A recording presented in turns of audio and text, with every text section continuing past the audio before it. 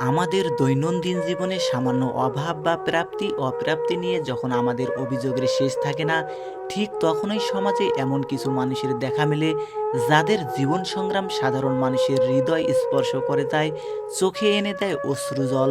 আল্লাহ এমন শক্তি ওর পায়ে দেছে, হাতের চাইতে পায়ে বেশি শক্তি। ভাগ্যের এক নির্মম পরিহাসকে বৃদ্ধাঙ্গুলি দেখিয়ে স্বাবলম্বী হওয়ার এমন এক করুণ অথচ অনুপ্রেরণাদায়ক বাস্তবতার নাম এক প্রবীণ নারী, যার শরীরে দুটি হাত নেই কিন্তু বুকে রয়েছে এক পাহাড় সম মনোবল। শৈশবে হারিয়েছেন মা, কাঁধে ছিল ভাই বোনদের দায়। জন্ম থেকেই তিনি শারীরিক প্রতিবন্ধী, দুটি হাত ছাড়া এই পৃথিবীতে তার আগমন। তবে ভাগ্যের নির্মম পরিণতি এখানেই থেমে থাকেনি। খুব ছোট থাকতেই হারিয়েছেন পরম মমতাময়ী মাকে। মায়ের স্নেহবঞ্চিত হয়েও থেমে যাননি, বরং নিজের সব কষ্ট ভুলে ছোট ভাই বোনদের লালন পালনের গুরুদায়িত্ব নিজের কাঁধে তুলে নেন। ভাগ্যের পরিহাসে হার না থাকায় কখনো তার বিয়ের পিঁড়িতে বসা হয়নি। বয়স বাড়ার সাথে সাথে ভাই বোনরাও যার যার সংসার নিয়ে আলাদা হয়ে গেছে, আর দিন শেষে তিনি রয়ে গেছেন নিঃসঙ্গ, একাকী। হাত নেই বলে কি জীবন থেমে থাকবে?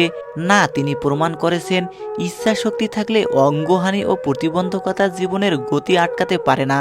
গৃহস্থালির যে কাজগুলো সাধারণ মানুষ দু হাত দিয়ে করতে হিমশিম খায়, সেখানে পায়ের আঙ্গুলে আঁকড়ে ধরে নিখুঁতভাবে পুরো বাড়ি পরিষ্কার করেন। বটি সামলে পা দিয়েই লাউ, পটল বা অন্যান্য সবজি কাটা এবং মাছের আঁশ ছড়ানোর কাজ করেন চোখের পলকে। পুকুর ঘাটে বসে পা দিয়ে ছাই মেখে ঘষে ঘষে থালা বাসন ধোয়া ও মেজে চকচকে করা যেন তার নিত্যদিনের অভ্যাস। তাকে কাজ করতে দেখে প্রতিবেশীরাও অবাক হয়ে যান। স্থানীয় প্রবীণদের মতে সৃষ্টিকর্তা তার হাত কেড়ে নিয়েছেন বটে, কিন্তু দু পায়ে এমন অসীম শক্তি ও নিপুণতা দিয়েছেন যা সাধারণ মানুষের হাতেও থাকে না।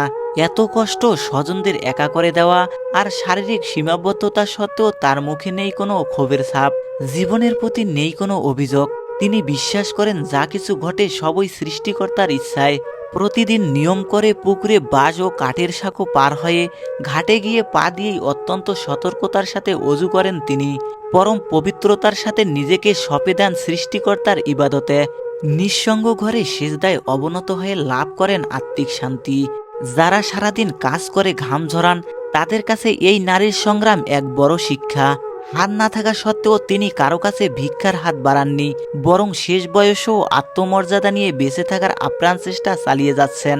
ভিডিও চিত্রে এই নারীর করুণ দৃশ্য অথচ বীরত্বপূর্ণ জীবন দেখে যে কারো চোখের জল চলে আসবে। আমাদের সামান্য সহানুভূতি ও সহায়তার হাত হয়তো তার এই নিঃসঙ্গ কষ্টকর দিনগুলোকে একটু সহজ করে তুলতে পারে। এমন অদম্য মানুষের পাশে দাঁড়ানো এবং তাদের বেঁচে থাকার লড়াইকে সহজ করাই হোক আমাদের সামাজিক দায়িত্ব।